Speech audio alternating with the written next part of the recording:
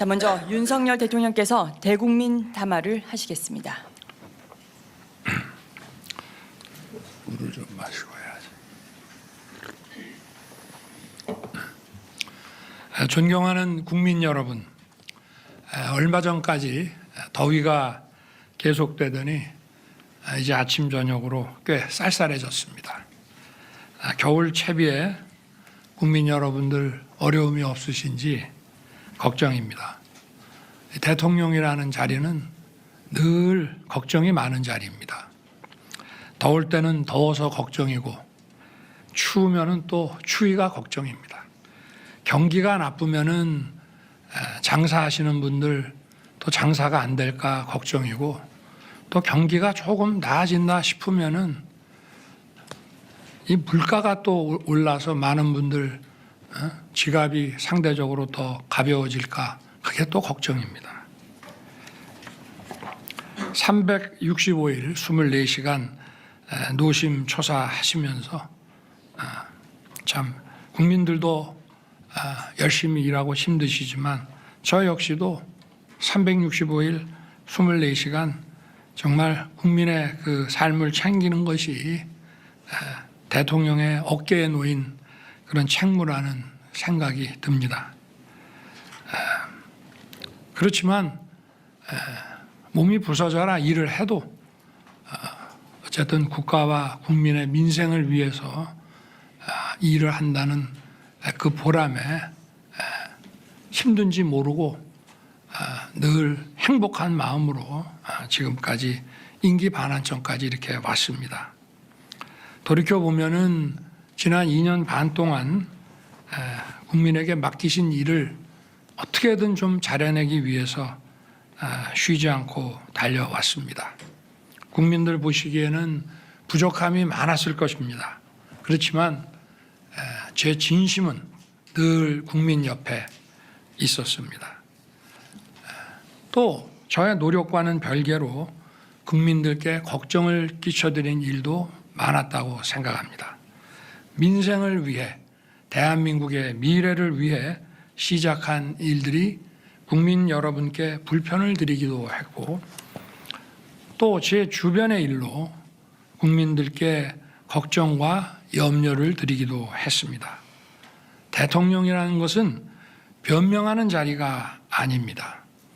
모든 것이 제 불찰이고 제 부덕의 소치입니다.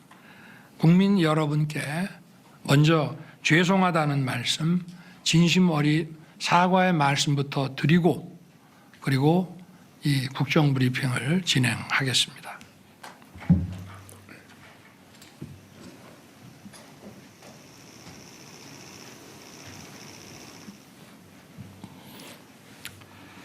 앞으로도 챙기고 또 살펴서 국민 여러분께 불편과 걱정을 드리는 일이 없도록 최선을 다하겠습니다. 국민 여러분, 오늘 이 자리에 오니 대통령에 취임했을 때가 떠오릅니다. 나라 상황이 매우 힘든 것은 알고 있었습니다마는 막상 취임하고 보니 모든 여건이 생각했던 것보다 훨씬 더 어려웠습니다. 팬데믹의 여파는 아직 끝나지 않고 지속되고 있었고, 이러한 가운데 러시아가 우크라이나를 침공했습니다. 글로벌 공급망 교란으로 원유, 식량, 원자재 가격들이 치솟았고 고금리, 고물가, 고환율이 지속됐습니다. 당시의 거시지표를 보면 2008년 글로벌 금융위기보다 더 혹독한 글로벌 복합위기 상황이었습니다.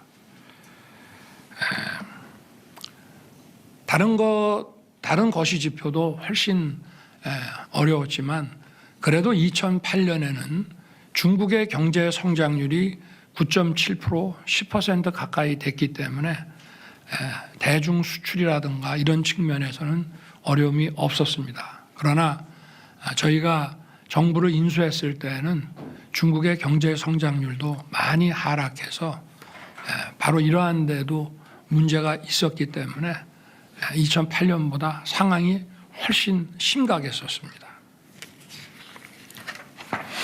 국민들의 어려운 삶을 보면서 정말 마음이 아프고 이걸 어떻게든지 빨리 타개하려고 최선을 정부 관계자들과 함께 정말 최선을 다했습니다. 이런 분들도 있었습니다. 우리 국무위원 중에는 경제에 정통하신 분인데 이거 자칫하다가 이거 나라 망한다. 정말 정신 똑바로 차려야 된다. 그런 얘기들을 국무회의에서도 많이 했습니다. 과연 정부가 이 총체적 난국을 헤쳐나갈 수 있을지 절박한 심정이었고 밤잠을 설친 날이 많았습니다. 이런 하나하나 잘못된 점을 바로잡으면서 위기 극복에 온 힘을 쏟았습니다. 우리 경제를 다시 일으켜서 국민 여러분의 삶을 조금이라도 나아지게 만들겠다는 단 하나의 생각뿐이었습니다. 이제 경제가 기지개를 켜고 있습니다. 올해 수출이 사상 최고치를 경신하고 경상수지 흑자도 700억 달러를 넘어설 것으로 전망됩니다. 올해 경제 성장률도 잠재 성장률 2%를 상회할 전망입니다. 내년 3월 24조 원 규모의 체코 원전 건설 사업 계약이 마무리되면 원전 산업을 비롯한 우리 산업 전반에도 더 큰 활력이 불어넣어질 것입니다. 하여튼 이 어려운 가운데에서도 지난 2년 반 동안 아무쪼록 열심히 뛰어주신 국민 여러분께 정말 깊이 감사드립니다. 존경하는 국민 여러분, 이제 임기 후반에 접어들게 됩니다. 저는 27년 5월 9일 제 임기를 마치는 그날까지 모든 힘을 쏟아 일을 하겠습니다. 그리고 늘 초심으로 돌아가서 매사를 다시 시작하는 마음으로 하겠습니다. 무엇보다 남은 2년 반은 민생의 변화를 최우선에 둘 것입니다. 그동안은 좀 잘못된 어떤 경제 기조, 국정 기조들을 정상화 시키는데 주력을 했다면은, 그리고 그때 거시 지표를 중심으로 위기 관리에 중점을 뒀다면 남은 2년 반은 이제 민생의 변화, 국민들께서 이러한 기조 변화에 따른 어떤 혜택을 더 체감하실 수 있게 그런 실질적인 변화에 역량을 집중시키겠다는 말씀입니다. 물가와 주택시장을 더욱 안정시켜서 일단 가장 근본적인 생계비 부담을 줄이겠습니다. 그린벨트 해제, 또 재건축 활성화 등을 통해서 국민이 원하는 곳에 더 많은 주택을 공급하겠습니다. 소상공인, 자영업자들을 위한 금융지원과 재기지원 프로그램도 맞춤형으로 더 확대하겠습니다. 무엇보다 청년들이 마음껏 꿈을 펼칠 수 있도록 장학금도 확대하고 일자리도 늘리겠습니다. 우리 정부의 복지는 퍼퓰리즘 복지가 아니고 정치 복지가 아니라 약자 복지입니다. 약자 복지를 지속적으로 더 확대하고 노인과 장애인을 위한 서비스 복지의 수혜 대상도 지속적으로 늘려 나가겠습니다. 또 서민들과 취약계층, 사회적 약자의 삶을 파괴하는 범죄에는 무관용으로 강력 대응하고 국민의 일상을 안전하게 지키겠습니다. 새롭게 들어설 워싱턴의 신행정부와 완벽한 한미 안보 태세를 구축해서 우리의 자유와 평화를 튼튼하게 지킬 것입니다. 한미동맹의 안보, 경제, 첨단 기술 협력을 더욱 고도화해서 우리 청년과 기업이 뛰일 수 있는 세계 운동장을 더 넓히겠습니다. 그리고 우리 경제의 역동성을 높이는 데에도 박차를 가하겠습니다.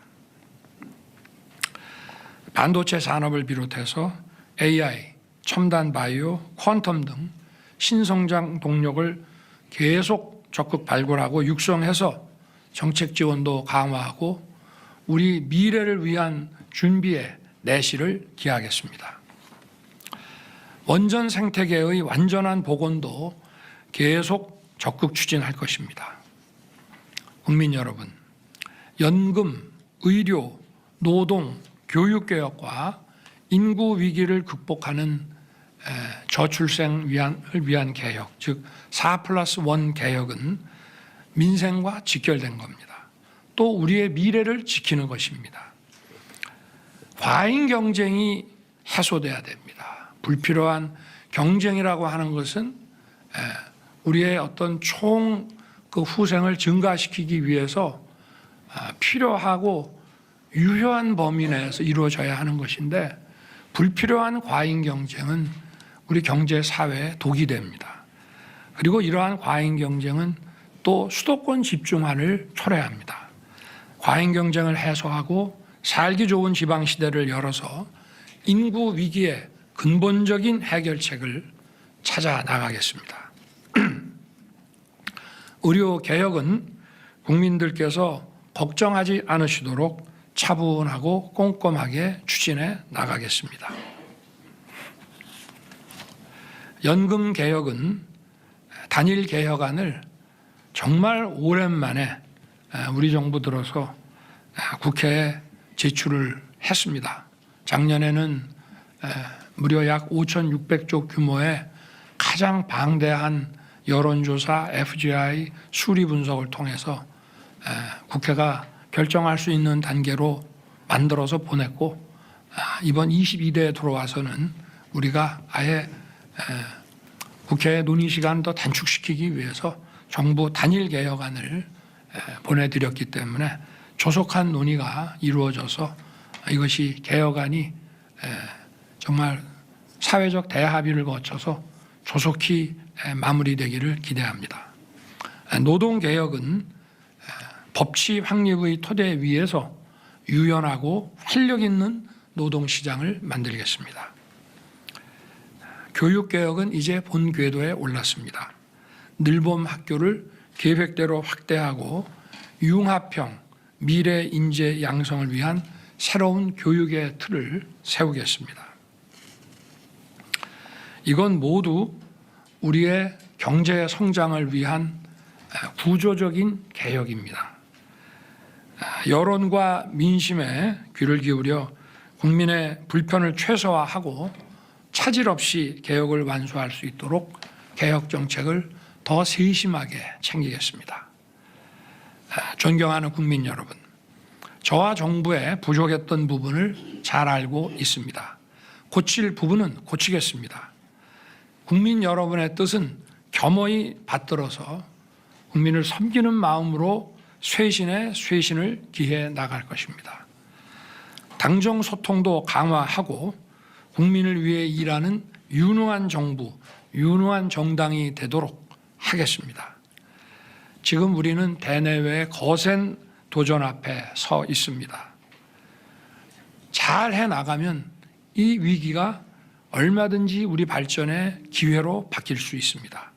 소모적 갈등으로 시간 낭비할 수가 없습니다. 민생과 미래를 위해서 하는 것보다 더 중요한 일은 없다고 생각합니다. 지적할 부분은 지적하더라도 민생과 미래를 위한 일만큼은 모두 힘을 모아주시기를 부탁드립니다. 우리가 서로 진영이 다르고 생각이 다를 수 있지만 우리의 자녀들에게 좋은 미래를 선사해야 되는 것은 우리 모두의 공통의 과제 아니겠습니까? 저도 국민 모두의 마음을 모으기 위해 제 마음가짐부터 다시 돌아보면서 더 소통하고 더 노력하겠습니다. 국민 여러분께서 민생의 변화를 체감하고 더 나은 미래를 꿈꿀 수 있도록 저와 우리 정부는 최선을 다하겠습니다. 감사합니다.